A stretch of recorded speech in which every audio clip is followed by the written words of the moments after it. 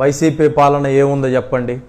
ఊర్లో ఎవరిని కదిలించినా సరే ఒక్కటే మాట, ఈ వైఎస్ జగన్మోహన్ రెడ్డి సైకో అయిపోయాడు, అంతా దోచి ఈ ఎస్సీ ఎస్టీ బీసీ మైనారిటీ వర్గాలకి దోచిపెడుతూ వాళ్ళకే అన్ని పథకాలు వాళ్ళకే అంతా మంచి చేస్తున్నాడని చెప్పేసి అందరికీ అర్థమైపోయింది.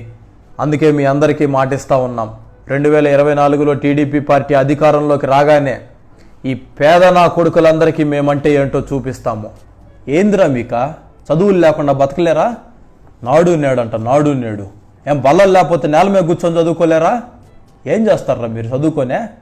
మేమురా పెద్దోళ్ళం కావాల్సింది, అమెరికా పోవాల్సింది, పెద్ద పెద్ద కంపెనీలు పెట్టాల్సింది, ఉద్యోగాలు చేయాల్సింది మేమురా, మా కులపోలురా.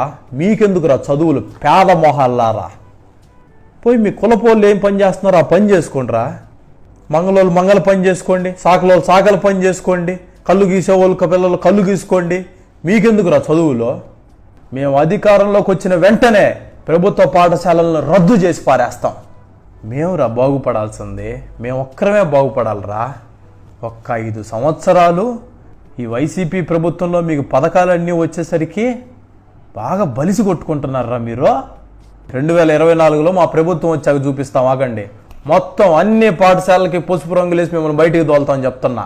పార్టీ ఆఫీసులుగా మార్చిపారు నూగుతాం. మీ మొహాలకు మీ పిల్లలకి మినరల్ వాటర్ కావాలరా? ప్రతి స్కూల్లో మినరల్ వాటర్ ప్లాంట్ అంట. దేనికయ్యా? రాష్ట్రం దిగజారిపోతుంది. ఈ పేదోళ్ళకి, ఈ ఎస్సీ ఎస్టీ బీసీలకి